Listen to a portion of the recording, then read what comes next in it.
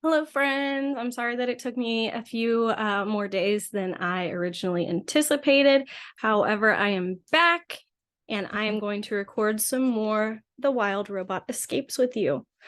First, I would just wanted to give a shout out to my student who I know has been watching this very short at this point series. So I wanted to say hello to Zoe. Hi, Zoe. Thank you for watching my videos. And I hope that you're having a good summer so far. I know it's only been a couple of days, but I just wanted to say that I miss you and that I hope you are doing well. If you are another student of mine, current or previous, I would love for you to comment so that I can give you a shout out as well. So without further ado, let's go ahead and get back into The Wild Robot Escapes, which, just as a reminder, is the direct sequel of the first book, The Wild Robot. And we ended just before starting chapter 5. So let's start chapter 5, shall we? Mr. Sharif turned and shouted, "Come here, Rambler." A moment later, a pickup truck automatically rolled out from the garage. The truck pulled up to the man and the robot, its doors wide open, and they both climbed in. Rambler had a steering wheel, but Mr. Sharif sat back and let the truck drive itself. They followed the driveway behind the house, across the backyard, past trees and hedges, and suddenly they were surrounded by farm buildings. The buildings were different sizes and shapes, all white walls with gray roofs, and they were so tightly packed together that you could hardly tell where one building ended and the next one began. Some were spattered with mud. Others had holes and loose boards. The entire place smelled of grass and manure. Do you know what manure is? Maybe you don't want to know. Here's a picture of those buildings. So close together, you can barely tell how they separate. Mr. Sharif pointed out each building to Roz. There was an enormous dairy barn, the milking parlor, the workshop, the machine shed. Smaller sheds were scattered all around. Rambler drove out from the buildings and down the backside of the hill into a wide sweep of farmland. A fence lined this part of the driveway, and behind the fence was a sprawling, rolling pasture, lush with tall grass and a few leafy trees, where a herd of cows was grazing. The cows swished their tails and chewed their cud and followed the truck with their eyes. One of them let out a long meow. Just so you know, cud, that word that mostly farm animals chew on, that's not a very pleasant word either, but it is natural. So maybe ask an adult at home, what does chewing on the cud mean when talking about a farm animal? And if they don't know, feel free to ask me in the comments and I will comment back with the answer. "This is a dairy farm," said Mr. Sharif. "So these cows are the queens around here. Your whole world now revolves around them. Understand?" "I understand," said Roz as she stared at a young calf who was staring right back at her. They rolled past the herd of cows, past clumps of wildflowers, past a quiet pond, past birds and field mice and bumblebees. The driveway cut through a row of trees on its way out to the crop fields, which were flat and square and covered with bright green sprouts. Hilltop Farm was bursting with light, but it had seen better days. Patches of weeds and bare dirt were spreading across the fields. Broken down farm machines and piles of junk were strewn across the grounds. Thick tangles of brush were creeping in from the edges of the property. They drove all the way out to the farthest fields, to a little roundabout at the very end of the driveway. Rambler shut off its engine, and the man and the robot sat and looked at the countryside. Far off, where the land met the sky, and a train slid along its tracks and disappeared to the north. Then all was still. "This farm needs help," Mr. Sharif said at last. "It's been in my family for generations, and I don't want to lose it. But I can't do farm work anymore. Not with this bad leg." That's why you're here. They say Rosm robots can learn to do almost every kind of job, and you'll have to do almost every kind of job on this farm." "I understand," said Roz. "We've had auto machines for ages," Mr. Sharif went on, "but we didn't need a robot until my wife died." Those last words hung in the air for a while. The silence was finally broken by a low rumble of thunder. A storm was approaching. Tornado season was still months away, but in farm country, any storm could become dangerous. "Let's go home," said Mr. Sharif. Rambler started its engine and drove back up the long driveway. By the time they reached the farm buildings, a steady rain was falling, and the cows were in the barn. "This is for you,"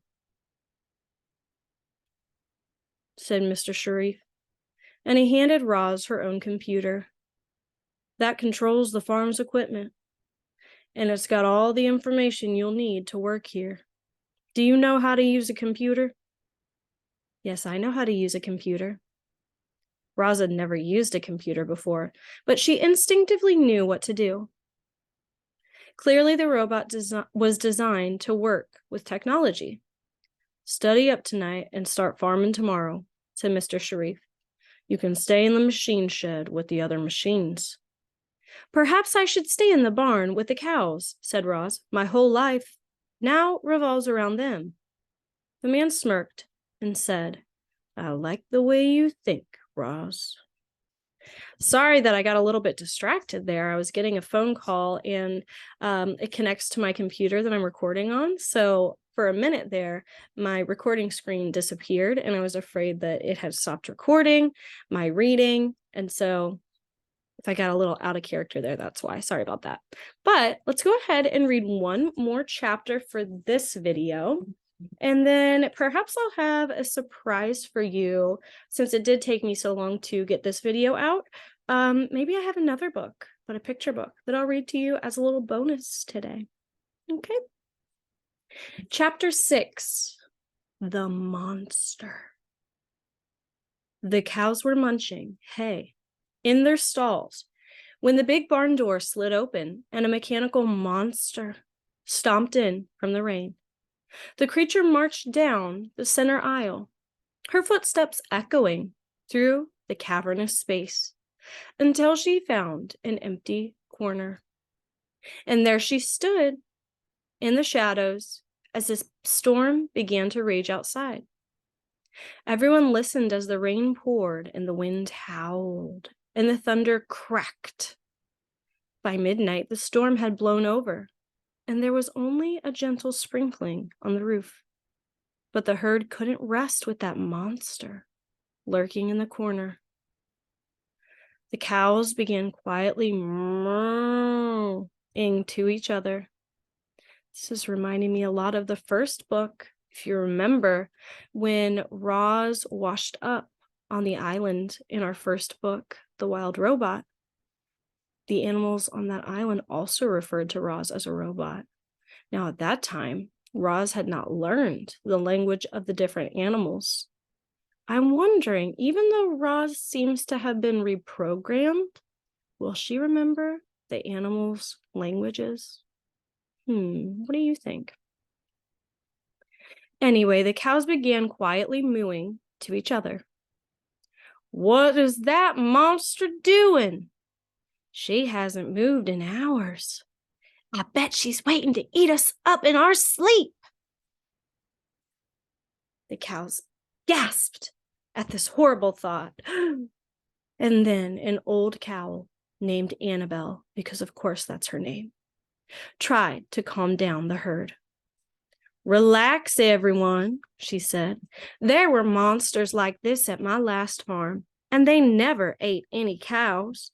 Come to think of it, they never ate anything at all. If this monster has never eaten anything at all, she must be awfully hungry by now," said a cow named Tess. "I saw the farmer driving the monster around in his truck," said a calf named Lily. I don't think he would have done that if she were dangerous. Nobody knew quite what to think of the strange creature in their midst. I think that monster is harmless.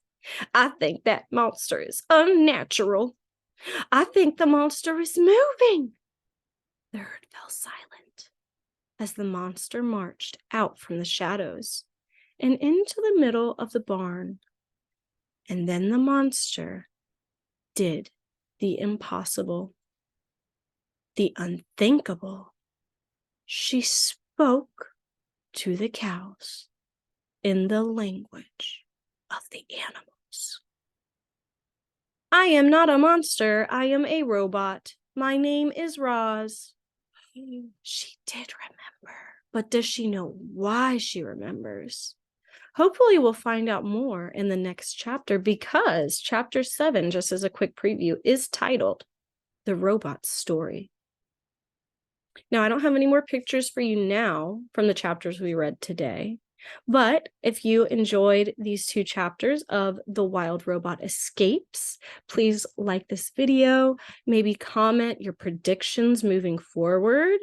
It is called The Wild Robot Escapes, and this picture doesn't look like the buildings that we saw on the farm. I don't know, maybe it is. What do you guys predict is going to happen in this story? All right, that is it for the 5th and 6th chapters of The Wild Robot Escapes. I hope you have a wonderful day, and check back shortly because I will have another video uploaded reading another fun and magical book to you, just to kind of say thanks for being patient as you waited for this video to come out.